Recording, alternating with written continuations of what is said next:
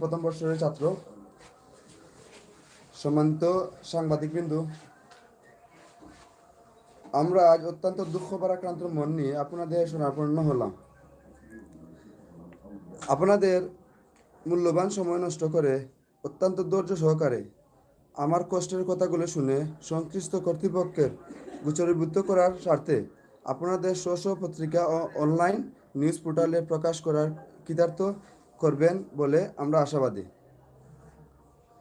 সাংবাদিক ভাইয়েরা, আপনারা হলেন জাতির বিবেক। আপনাদের লেখনীয় মাধ্যমে সত্য ঘটনা প্রকাশ পায়। আমরা সুনামগঞ্জ জেলার ছাতক উপজেলা গোবিন্দগঞ্জ আব্দুল হক স্মৃতি কলেজের শিক্ষার্থীবৃন্দ, গত বৃহস্পতিবার 5 জানুয়ারি 2023 ইংরেজি তারিখে ক্লাস করার উদ্দেশ্যে কলেজে যায় অনার্স 4th বর্ষের ছাত্র মোহাম্মদ রেজা।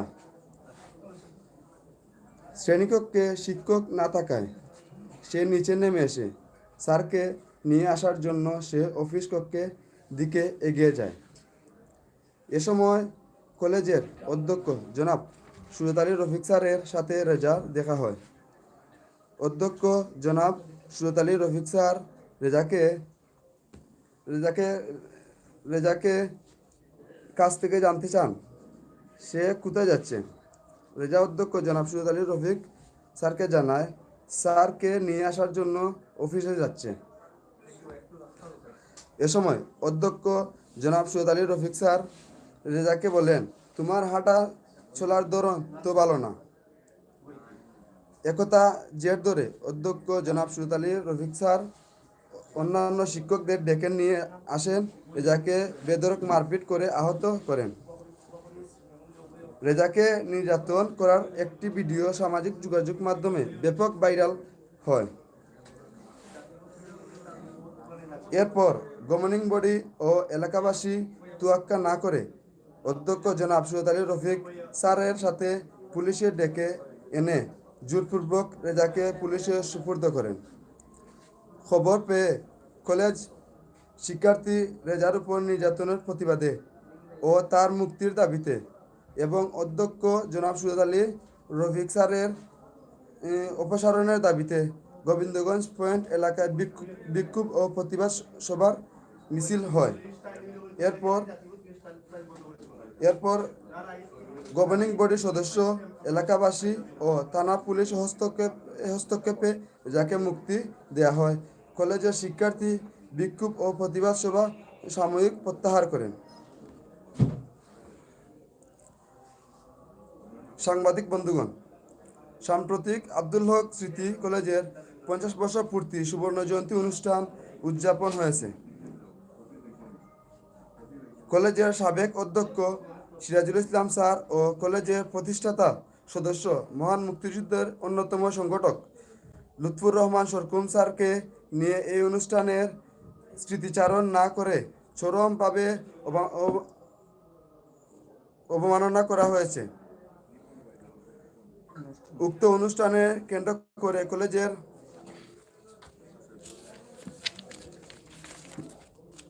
সাবেক শিক্ষার্থী ও প্রবাস থেকে অত্যন্ত 10,000 টাকা করে ফি দিয়ে যোগদানের জন্য ফরম পূরণ করেছেন। 50 বছর পূর্তি ও সুবর্ণ জয়ন্তী উপলক্ষে অধ্যক্ষ জনাব সুজাত আলী রফিক স্যার প্রায় 2 কোটি টাকা চাঁদাবাজি করেছেন।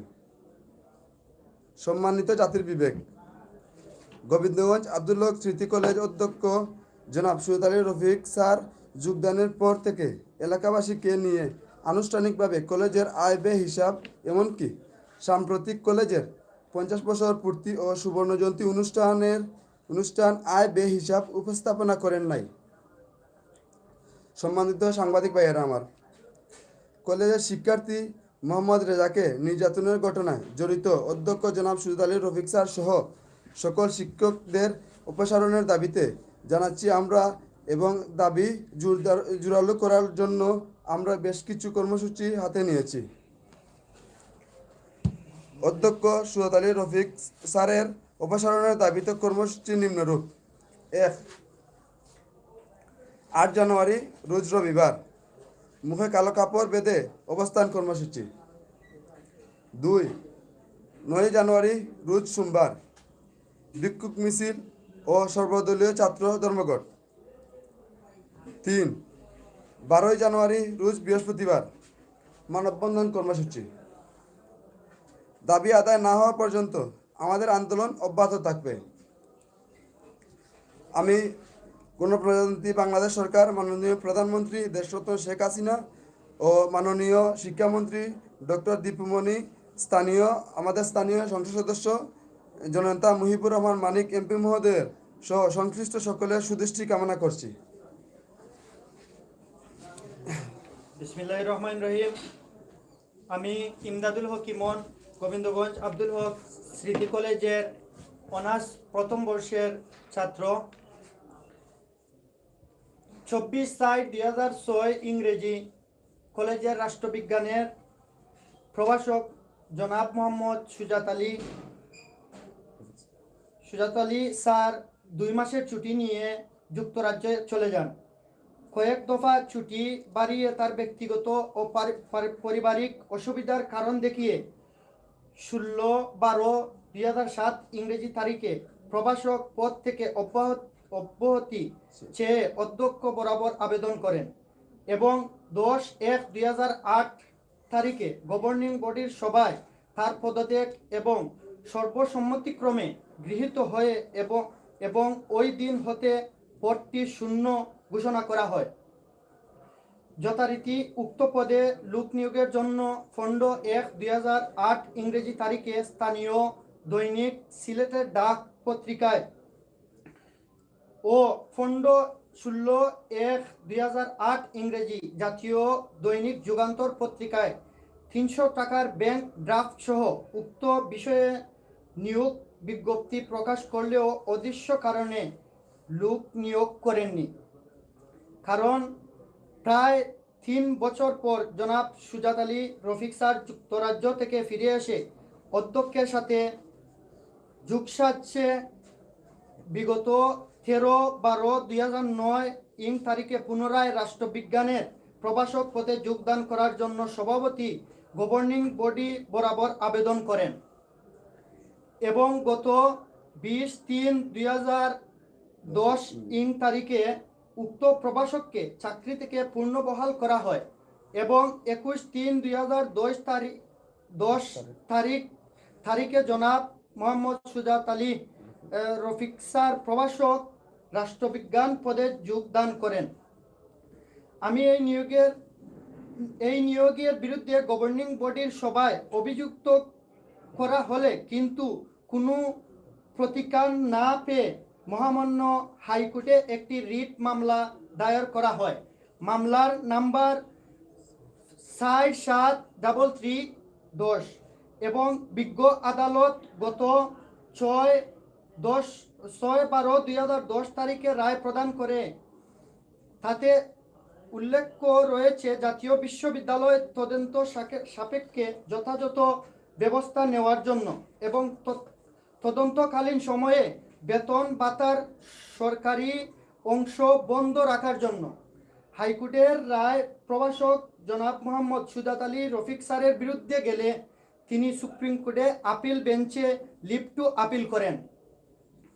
31/1/2016 তারিখে খারিজ হয়ে যায় তার আপিলের আবেদন।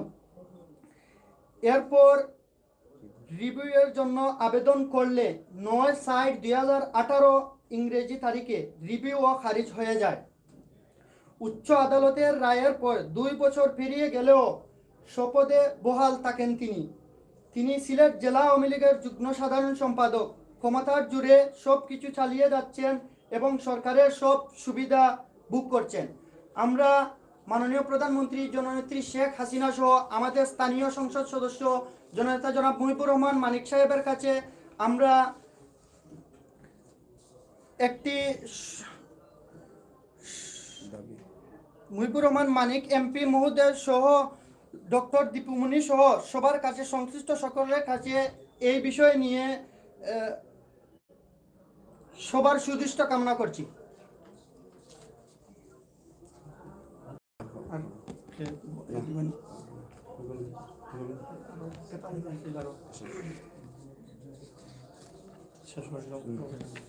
আমাদের আমাদের- আমাদের আমাদের- কর্মসূচি ঘোষণা করা হবে এখন। আমাদের কর্মসূচি আমি আবার ঘোষণা করছি। 1 জানুয়ারি রোজ রবিবার মুখে কালো কাপড় বেঁধে অবস্থান কর্মসূচি। 2 9 জানুয়ারি রোজ সোমবার বিক্ষোভ মিছিল ও সর্বদলীয় ধর্মঘট। 3 12 জানুয়ারি রোজ বৃহস্পতিবার মানববন্ধন কর্মসূচি। দাবি আদায় না হওয়া পর্যন্ত আমাদের আন্দোলন অব্যাহত থাকবে। ধন্যবাদ সবাইকে। ধন্যবাদ আমার সাংবাদিক ভাইয়েরা যারা আজকে আমাদের এই সহযোগিতা করেছেন। ধন্যবাদ আপনাদেরকে। আসসালামু আলাইকুম।